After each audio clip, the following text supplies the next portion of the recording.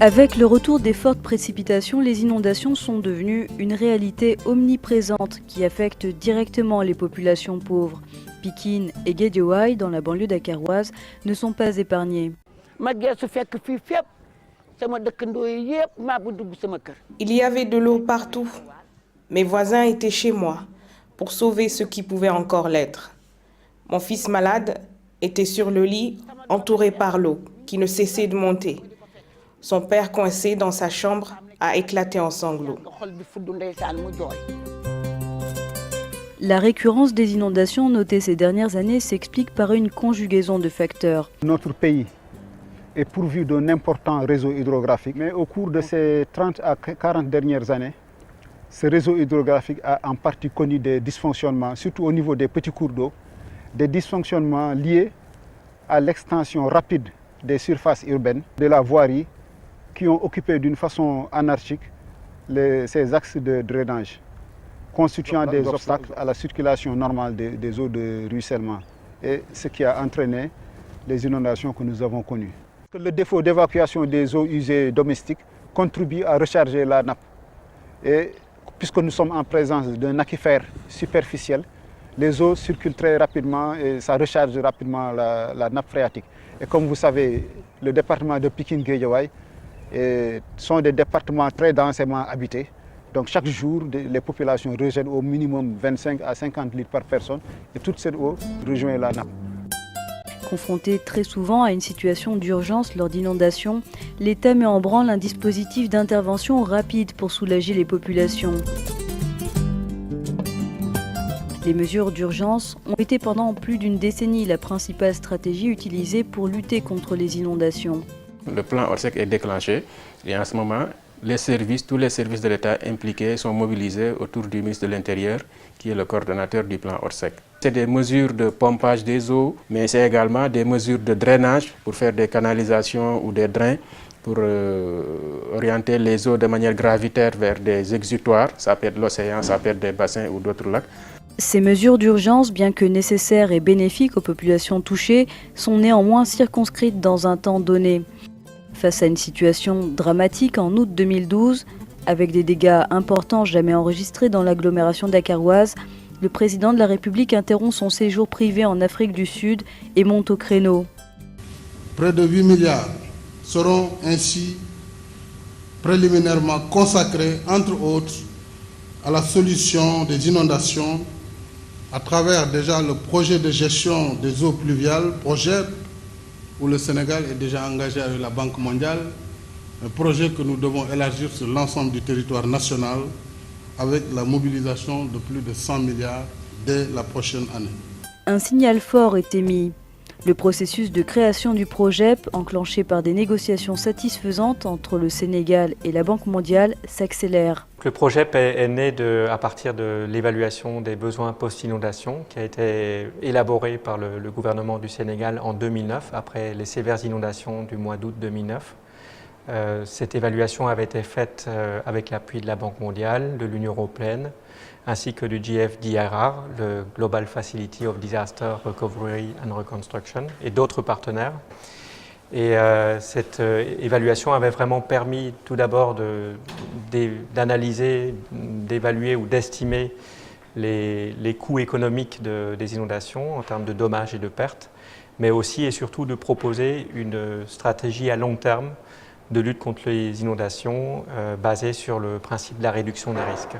Notre projet phare, le PROJEP, est le projet qui est en train de supporter le gouvernement, d'assister le gouvernement à voir si nous pouvons accélérer le cadre de plan d'urgence du gouvernement, l'assainissement de quartiers dans les périurbains de Dakar. Et nous avons des projets pour 2014 et 2015 qui vont augmenter l'étendue de l'assainissement que nous sommes en train de faire. La stratégie a deux piliers et un fondement. Le fondement, c'est gouvernance et résilience pour aider le gouvernement à renforcer les systèmes de lutte contre le changement climatique, mais aussi d'instaurer des systèmes et des institutions plus forts et plus soutenables à gérer le problème de résilience qui est un problème majeur et croissant au Sénégal.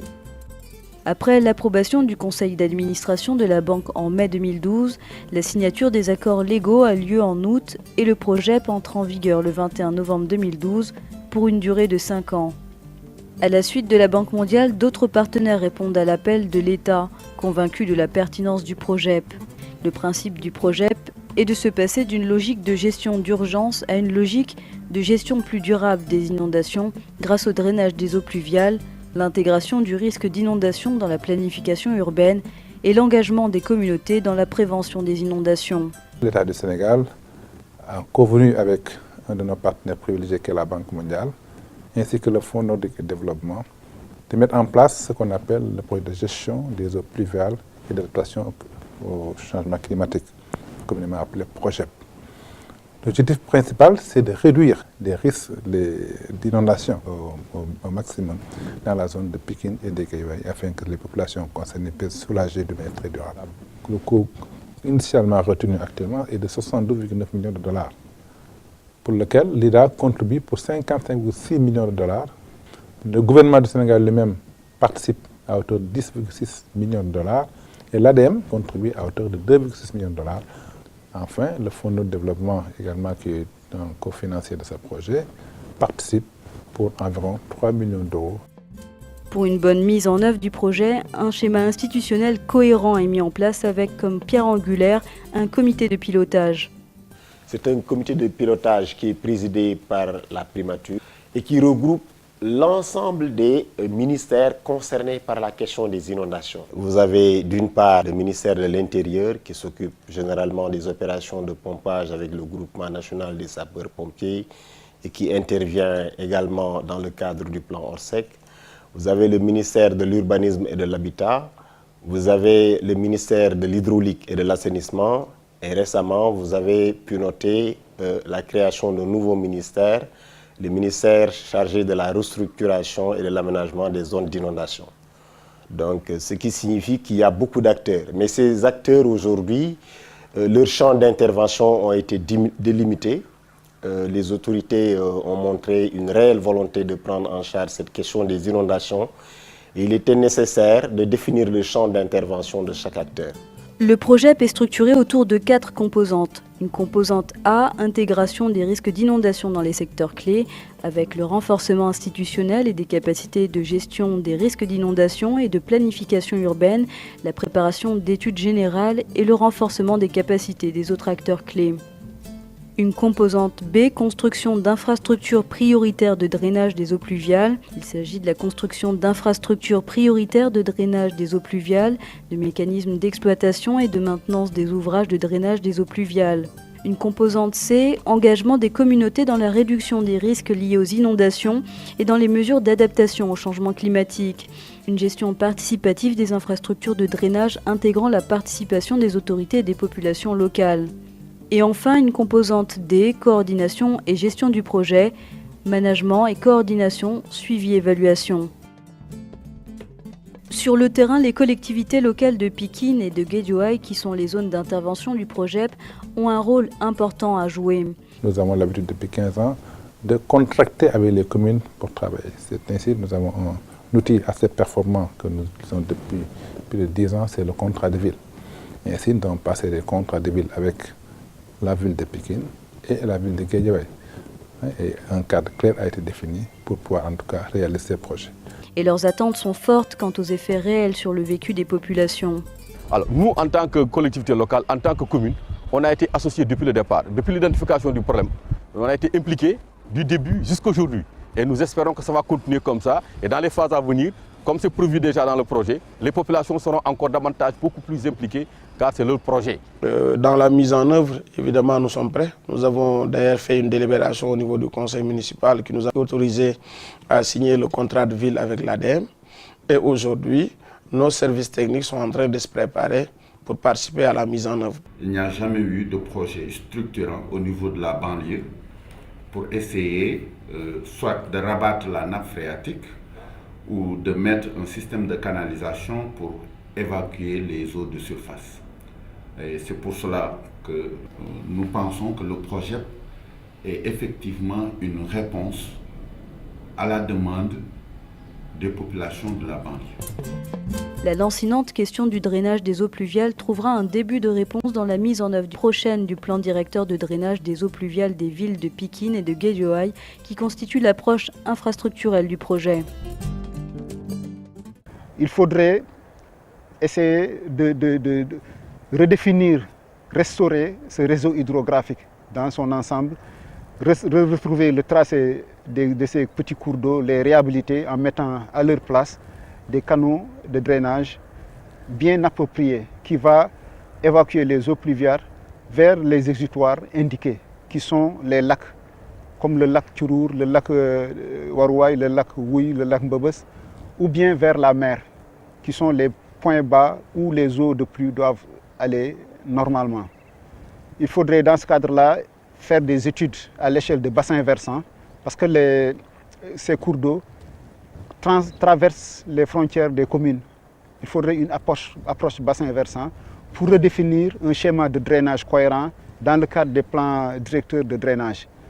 Ce plan directeur de drainage doit constituer le soubassement des plans d'aménagement du territoire, des plans d'urbanisme de détail qui permettront d'avoir une urbanisation harmonieuse, une urbanisation rationnelle, une occupation du sol rationnelle qui permettra d'éviter les problèmes d'inondation que nous avons connus. En ce qui concerne le volet environnemental, l'aménagement des bassins est prévu pour en faire des lieux de vie autour desquels peuvent s'articuler tout un écosystème de loisirs sains, mais aussi de production, aquaculture, maraîchage. Pour une durabilité des investissements et équipements qui seront réalisés, l'engagement des populations et des collectivités locales partenaires du projet devra être de rigueur. L'une des innovations majeures dans le cadre du projet, c'est de mettre en place des mécanismes et des activités destinés à promouvoir la participation effective des populations et des municipalités dans la conception du projet et dans sa mise en œuvre. C'est ainsi qu'avec l'appui de 2 facilitateurs sociaux qui seront recrutés, nous allons promouvoir l'appropriation des réalisations du projet ainsi que l'engagement des municipalités et des populations dans le sens d'assurer une pleine fonctionnalité et une durabilité des réalisations du projet. Il est également prévu de financer un certain nombre de projets d'investissement communautaire proposés par les populations elles-mêmes dans le but de renforcer leur capacité dans la réduction des risques liés aux inondations et au changement climatique et de développer avec elles-mêmes des mécanismes d'entretien et de maintenance ainsi que des mécanismes de pérennisation des réalisations. Aujourd'hui, le projet entame sa phase active de réalisation. 5 politiques sont appliquées dans le cadre de ce projet. La 4.01 qui parle de l'évaluation environnementale. La seconde politique, c'est la 4.04 qui parle de l'habitat naturel. La 4.09 prend en compte la dimension lutte antiparasitaire. L'autre politique, c'est la 4.11, c'est le patrimoine culturel. Et la 4.12, c'est la réinstallation involontaire.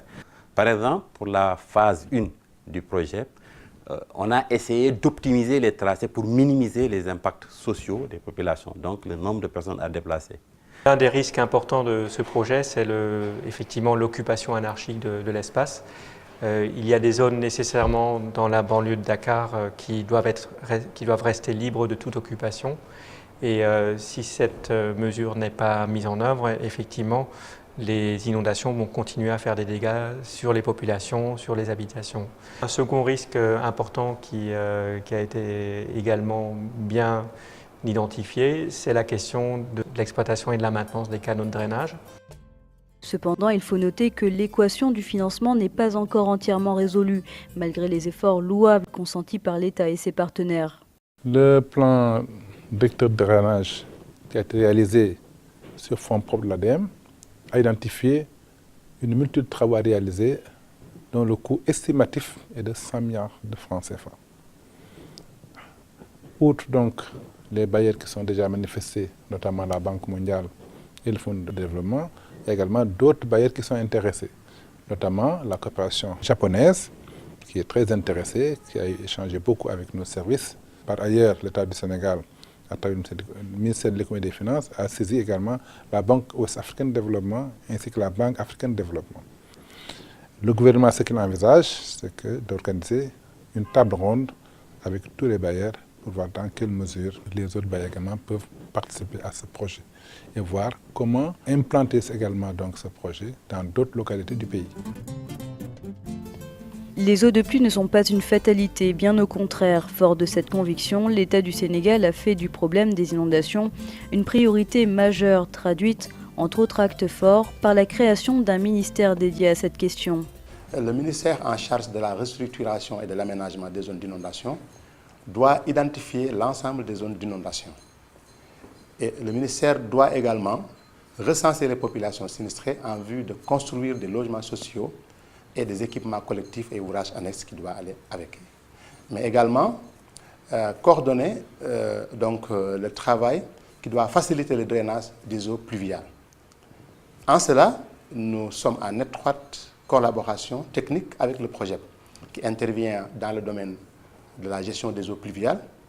Aujourd'hui, nous intervenons dans les départements de Pikine et Guédiawaye, et c'est des zones d'intervention par excellence du projet, pour dire que nous travaillons vraiment en synergie avec le projet, et je pense que c'est une collaboration technique qui va être fructueuse et au bénéfice des populations.